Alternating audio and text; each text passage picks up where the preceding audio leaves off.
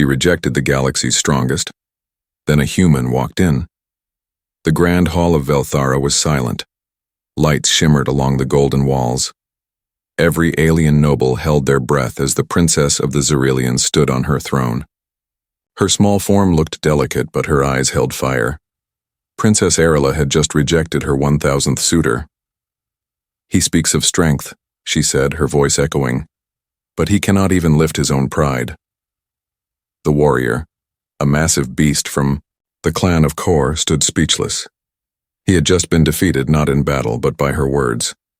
The audience gasped as he turned and walked away. The suitors had come from every system.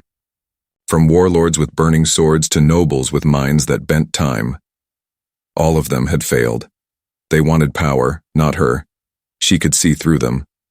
Every last one. A council elder stepped forward.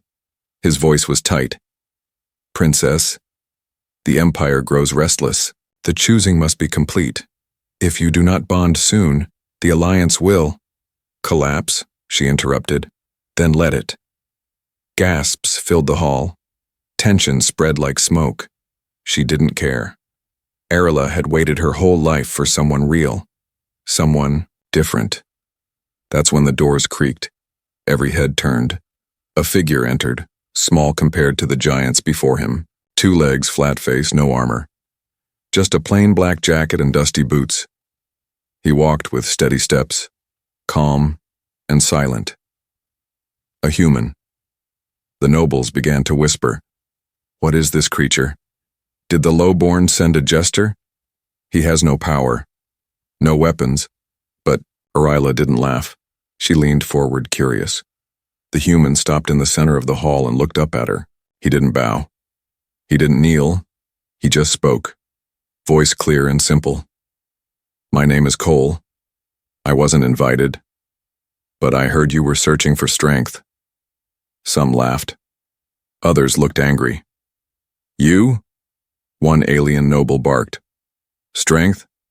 Your species is barely above animal. Cole turned to him. Strength isn't always about muscle. Sometimes it's about standing when you're told to sit. The room fell quiet again. Princess Arilla smiled, but only for a second. And what makes you think you're worth my time, human? She asked. Nothing, Cole replied. But I figured if you've rejected 1,000 others, maybe you're tired of being lied to. Her smile returned, wider this time. The Empress, Arilla's mother, stood. Her voice thundered across the chamber. Enough of this joke. Remove him! Guards stepped forward, but Arilla raised her hand.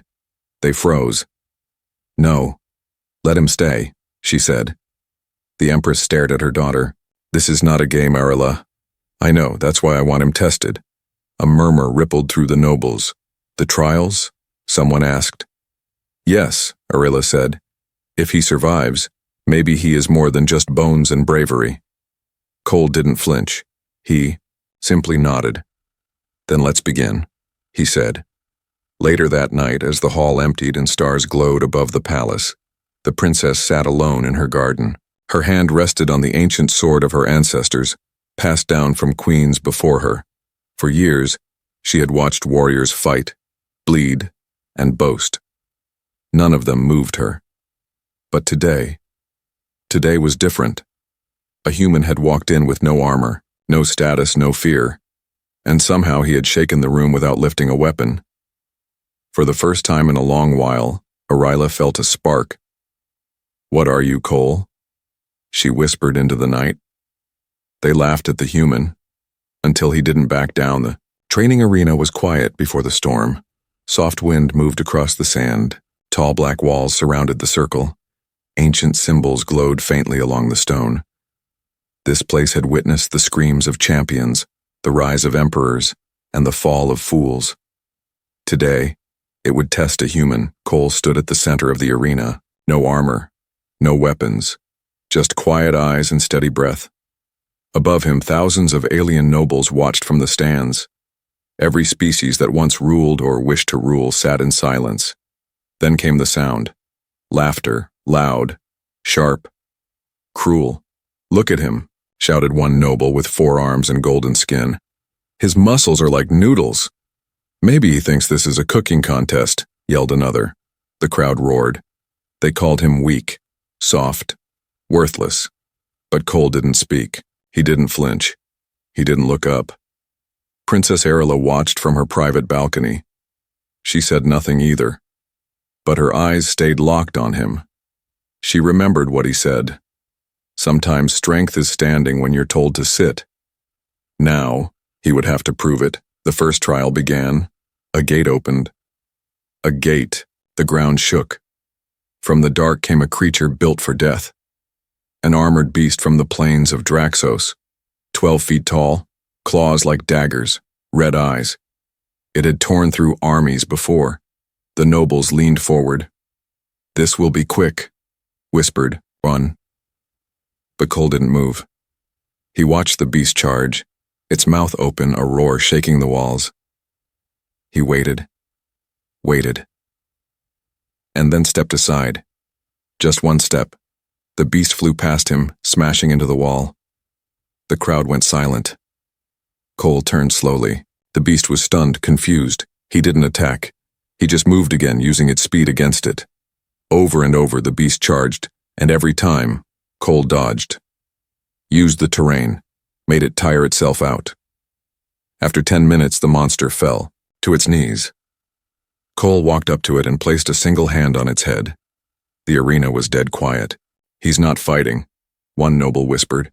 "He's thinking. He's surviving." Princess Arila stood. "End the trial," she commanded. The judges hesitated. "But," I said, "end it." They obeyed. Cole was let out, covered in dust but unharmed. The nobles didn't laugh now. They watched him with narrow eyes, uncertain. But others started to notice something else. Whispers began. He didn't kill it. He didn't need to. Maybe that's real strength. In the royal chamber, the Empress was furious. "You let him walk away," she snapped. "He earned it," Arila replied. "He's human, and still better than every suitor before him." The Empress said nothing, but her glare said enough. This was not over.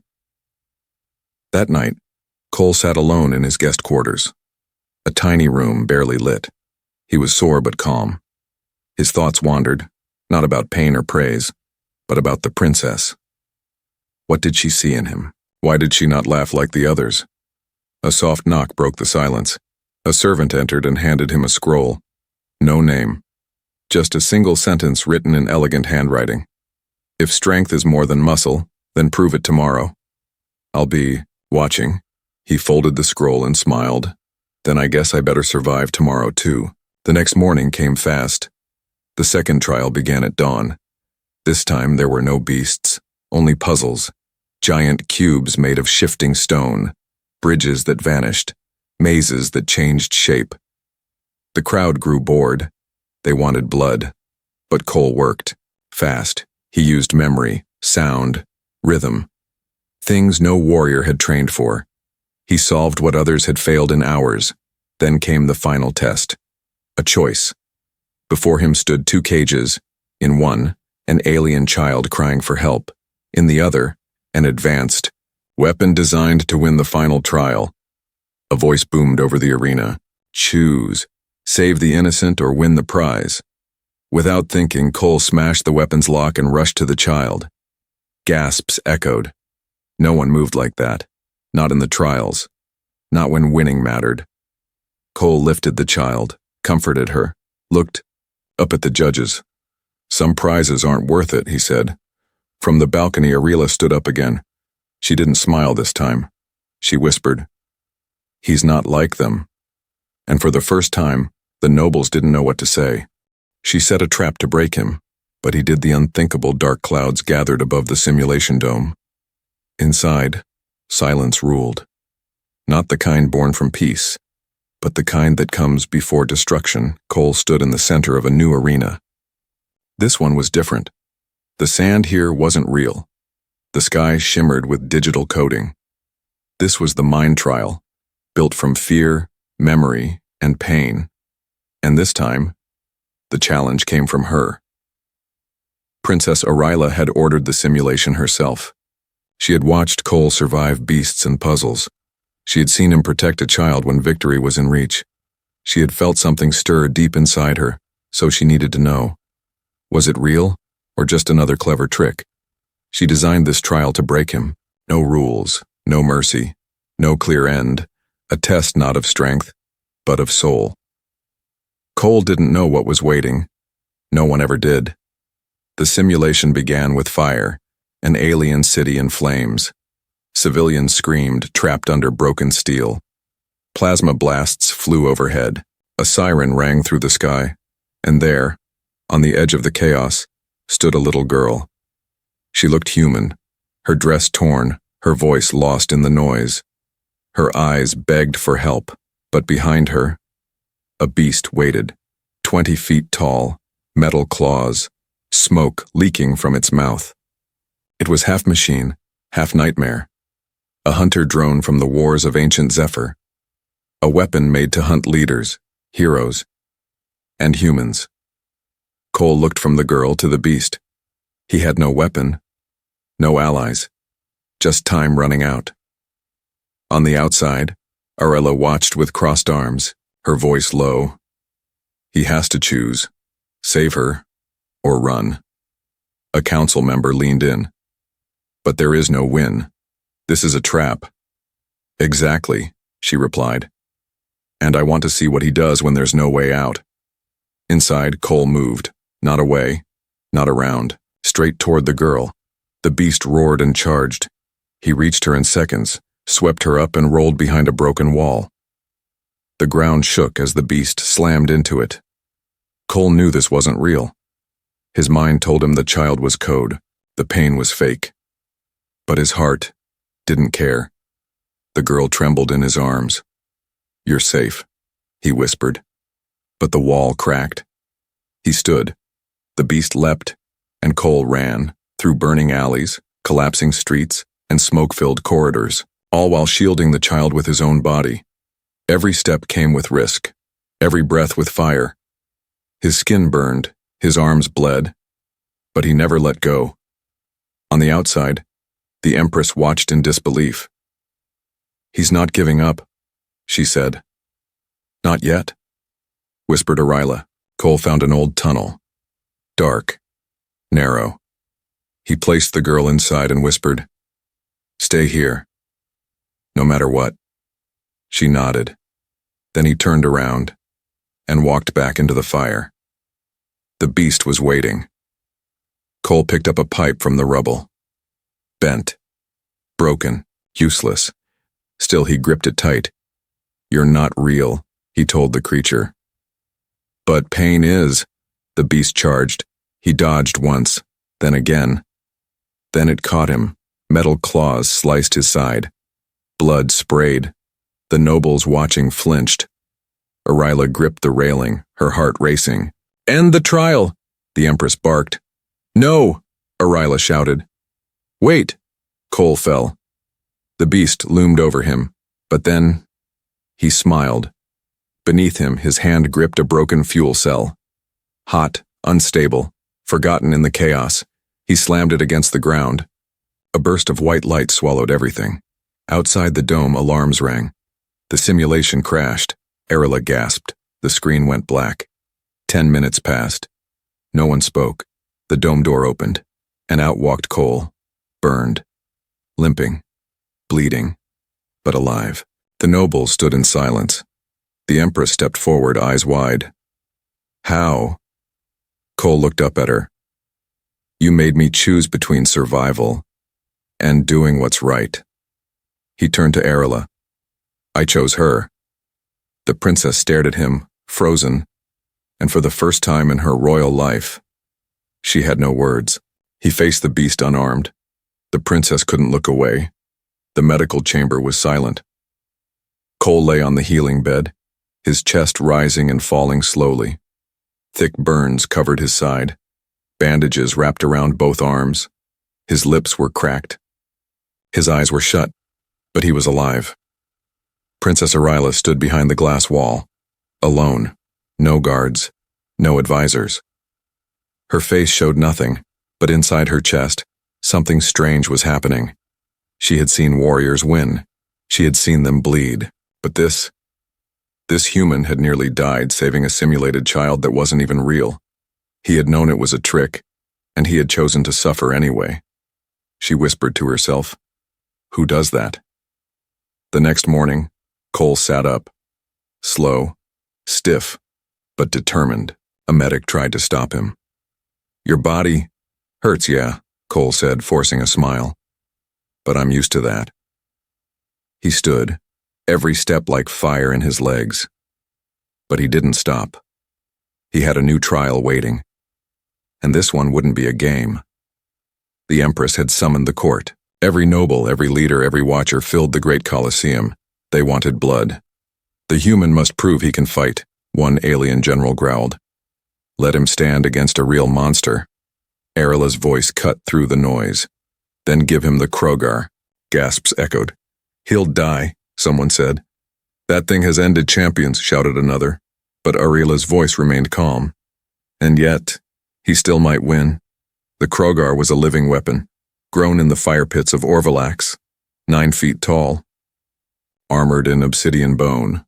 No emotion, no pain, only rage. When it stepped into the arena, the ground cracked. Cole stood across from it.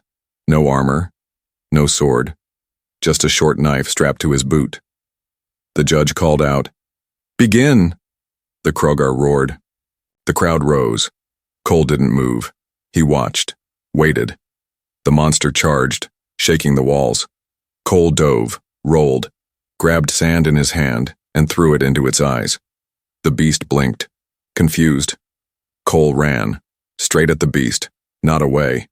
He leapt, grabbed its back armor, and stabbed under its shoulder where no scales covered. The knife bent. The beast slammed him into the wall, his ribs cracked. The audience screamed. But Cole stood again. Princess Arilla gripped the railing of her balcony, fingers trembling.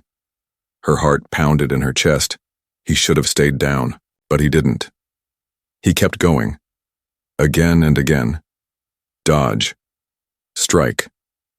Bleed. He used the broken walls, climbed the pillars, lured the Krogar into its own rage. After 20 minutes, both of them were breathing heavy. The Krogar had never lasted this long without killing. Cole picked up a broken spear from the ground. Not his. Not sharp, but solid. The beast charged one last time. Cole didn't move. He planted the spear into the stone and braced. When the Krogar hit, its own weight drove the shaft through its chest. A horrible sound filled the arena. The beast fell, dead. The crowd froze. Cole collapsed next to the body. Blood everywhere. But he smiled. "Told you I could stand," he whispered. Silence. Then a single sound. Clapping. Slow. Steady. Everyone turned. Princess Arilla was standing. "Clapping, strength," she said loudly, "is not just winning. It is knowing how far you'll go to protect what matters." Cole looked up at her, blood on his lips, dirt in his hair, but he smiled. "And would you say I passed?" She stared down at him, then said softly, "You haven't failed yet." Behind her, the Empress looked furious. This was not the plan. Humans were meant to be weak. Jokes, pawns. But now the nobles were talking. "Did you see how he moved? He fought smarter than anyone else. He made the Krogar bleed." Cole had changed something and the Empire felt it. Later, alone in the Garden of Moons, Arilla sat by the old stone fountain. A message arrived, a small paper with only 5 words. "Thank you for watching. Cole." She smiled. Not the royal smile, not the fake one, a real one, deep, quiet, full of weight. She looked up at the stars and whispered, "What are you doing to me, human?" Alien warriors challenge him. She sends him a message. Cole didn't rest. His body was bruised, cut, and stitched together after the battle with the Krogar. Every breath hurt. Every step felt like walking on fire. But he didn't ask for painkillers. He didn't complain, because he knew something was coming. He could feel it in the air. And he was right. It happened 2 days later. In the grand dining hall of the High Lords, while Cole sat quietly at the far end, picking at alien food he could barely recognize. Suddenly, a heavy thud echoed behind him. Then another. 3 alien warriors in red war armor stood at his table, each from a different world, each one undefeated in personal combat. They didn't ask permission. They didn't bow. The one in the center leaned forward. "You dishonor our blood," he growled. Cole didn't look up. "And how did I do that?" "By pretending to be strong," the second one hissed. "You've tricked the princess," the third snarled. "But not us." The leader slammed a knife into the table. "We challenge you. All 3 of us. Tomorrow. No rules." The hall fell silent. Eyes turned toward the head of the room, where Princess Arilla sat beside her mother, but she didn't speak. She didn't stop them. She only looked at Cole. For a moment, he saw something in her eyes. Fear, or something else. Conflict. He stood up slowly and said only 2 words, "I accept." That night, Cole sat alone in his quarters. No servants, no medics, just silence. His arms ached. His legs felt like stone. 3 warriors tomorrow. No rules. He knew the odds he would lose. But losing wasn't the problem. It was how he would lose and what would happen after. Would they kill him? Humiliate him? Would Arilla ever look at him the same? His thoughts spun until he noticed something strange on the floor. A line of dust, drawn by a finger. It led to the table where a small box waited. Inside was a piece of cloth. Red, silken, folded. A message was stitched into it in ancient Zirili script. "Don't win for them. Win for me." His breath caught in his throat. Arilla. She couldn't say it out loud. Not in front of the court. Not with the Empress watching. But this message, it was her voice, and it gave him strength. The next day, the sky turned gray. The arena was packed. The nobles came not for honor, but blood. Cole stood alone in the middle. No weapons. Again, he didn't ask for any. Across from him, the 3 warriors entered, each one taller, heavier, armed with blades, spiked gloves, and glowing shields. The crowd shouted. Drums pounded. The judge lifted his hand. "Combat begins. Now." They rushed him. Cole ran too, but not at them. He dove between 2 rocks, rolled, came up behind the 3rd warrior, and smashed his knee into the back of the alien's leg. A loud crack. The warrior screamed and dropped. Cole grabbed the fallen, shield, and turned. The other 2 were already on him. He blocked one strike, twisted, and rammed the shield into the second's chest. Bones cracked, but the first one slashed his back with a blade.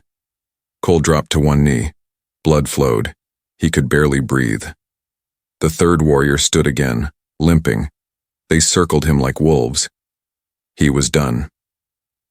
In the balcony, Arilla stood up. "Call the fight," the Empress whispered. "Let him fall." But Arilla didn't answer. She watched, frozen. Cole whispered to himself, "Win for her." He faked a stumble. The 1st warrior charged. Cole twisted and slammed his elbow into the alien's throat, dropping him.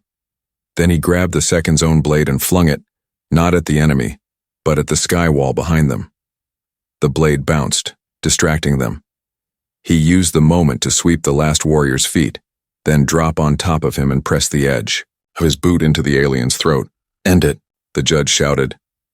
Cole stood, bleeding, broken. But all 3 warriors were on the ground, defeated. He didn't raise his fists. He just looked at the princess. Her face was unreadable, but her hands, tight on the balcony rail, shook. That night, Arilla sat alone in her chambers. Her mother had not spoken to her since the match, but a voice echoed in her memory. "Don't win for them. Win for me." She looked out at the stars, and for the first time in her royal life she whispered a name. "Cole." She reached for his hand. Then the palace exploded. The moon above Velthara Palace hung still. The air was calm. Too calm. The stars blinked gently, unaware of the storm that was about to begin. Inside the royal halls, whispers passed between pillars. Rumors moved like shadows. Nobles spoke in low voices, avoiding the guards' eyes, because something unthinkable was happening. The princess had chosen, and her choice was human. Cole stood before the throne. His wounds were still fresh, wrapped, aching, but he stood tall. Arela walked toward him dressed in ceremonial silk, dark blue with silver threads. Her hair was braided in the old way. Her eyes focused only on him. The empress sat above them, her face carved from stone. Unreadable. By ancient right, she said slowly, the princess may choose her future consort. Should the empire witness his strength, courage, and honor? 1,000 voices held their breath. Arela stepped closer to Cole. She reached out her hand, open, unshaking. This moment had not happened in over 5 centuries. No outsider, no human. No one unblessed by Zarili blood had ever touched a royal's hand in a choosing ceremony. And yet here they were. Cole looked at her hand. His fingers began to rise to meet hers. The crowd gasped. He touched her palm. The signal was clear. She had chosen him. But before anyone could speak, a sound, low, rising, a shriek from the sky. The palace shook, windows shattered, and then, boom. The explosion tore through the eastern tower. Fire burst into the air. The shockwave flung noble guests. Across the hall, banners burned, walls cracked. Cole grabbed Arela and pulled her down, covering her with his body as shards of crystal fell like rain. Alarms screamed across the palace. Panic took over. Guards shouted. Some drew weapons, others ran. In the chaos, the empress was gone, vanished, and Arela's face turned pale. Mother. Cole pulled her to her feet. We have to move. But something in her eyes changed. Not fear, not grief, rage. They did this to stop me, she whispered. Cole didn't ask who they was. He knew. The council, the nobles, the old bloodlines, the ones who had watched a human rise and hated every moment of it. Outside, fire lit the sky. Smoke rose like black wings over the city, and in the shadows of the shattered throne room, a voice came from the broken pillars. You should have died. In the arena, human, a figure stepped forward. General Kraith, tall, cruel-eyed, his armor still fresh with blood from old wars. You embarrassed us. You tricked her. You polluted the line. Stand down, Arela ordered, her voice cutting. I answer to the throne, Kraith said. Then listen to your princess. I don't see a princess, he spat. I see a girl who forgot what her blood means. He pulled a blade. Cole stepped between them. If you want to hurt her, you'll have to get through me. Kraith smiled. Gladly. The fight was fast. Violent. Cole dodged the first swing, rolled under a second, blocked with his forearm, felt bone crack. He struck back with a punch to Kraith's side, then another to the neck. But Kraith wasn't a normal soldier. He was bred for war. The next hit knocked Cole back against a pillar. His vision blurred. Blood dripped from his temple. Arela screamed, "Stop!" Kraith turned to her. Cole saw his hand raise, blade gleaming. Without thinking, Cole leapt between them. The blade stabbed into his shoulder, but he didn't fall. He twisted, the blade out of Kraith's hand, using the pain, not avoiding it. Then he struck Kraith's jaw with everything he had left. The general fell, unmoving. The room was still again. Fire burned. The scent of smoke filled the air. Cole dropped to his knees. Arela rushed to him, holding his face in her hands. You idiot, she whispered, tears rising. Why did you do that? He gave her a tired smile. Because you reached for my hand. The rest of the palace had become a war zone. Rebel guards, corrupt nobles, assassins disguised as servants. But word spread like wildfire, the human lives. He protected her again. He faced the blade for love. Nobles loyal to the Empress began to gather. The tide was turning, and Cole, barely conscious, became more than a fighter. He became a symbol. Arila sat beside him as medics stitched his shoulder. He slept, and in the flickering light of the ruined chamber, she whispered, "They tried to burn us down. But now, we rise. Exiled together, chosen by fate, now the galaxy watches a dark ship move through space. Small, silent. No royal banners, no guard escort, no glory. Inside, two figures sat in the quiet cockpit. Cole stared out at the stars. His arm was still wrapped. His shoulder ached with every breath. His ribs were healing slowly, but he was alive, and he was not alone. Princess Arila sat beside him, no longer in silks and jewelry.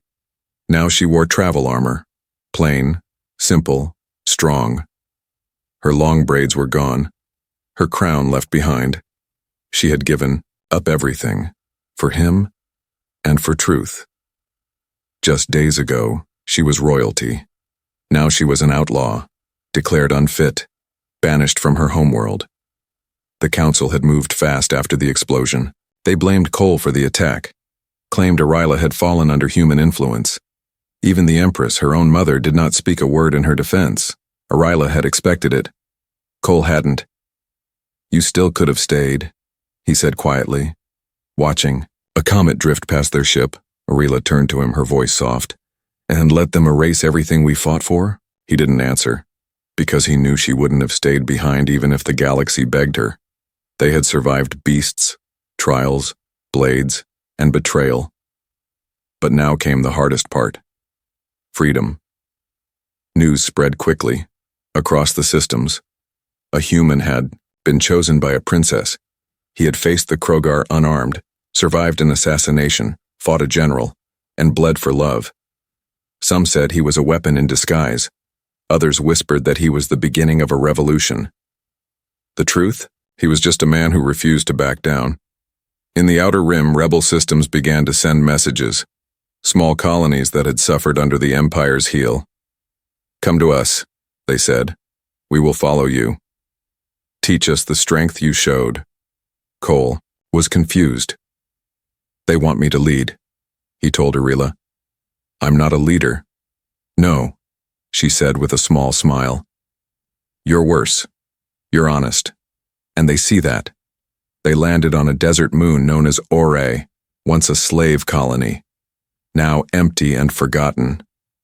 Cole and Arila walked among the ruins of old mines, silent machines, dry winds. But behind them, other ships arrived, refugees, warriors without homes, outcasts, doctors, builders, dreamers. They came one by one, some human, some alien, all seeking something they hadn't had in years. Hope. One night, by the fires, Cole looked around. Dozens of faces stared back, hungry, tired, but listening. He stood unsure of what to say. He had never given speeches. He wasn't a prince or a prophet. He was just a man who had followed a voice that said, "Don't win for them. Win for me." "I'm not here to promise victory," Cole said. "I'm not here because I'm the strongest." He paused, looked at Arila. Her eyes locked on his. "But I've seen what strength really is. It's standing back up. It's fighting for someone else when you've got nothing left.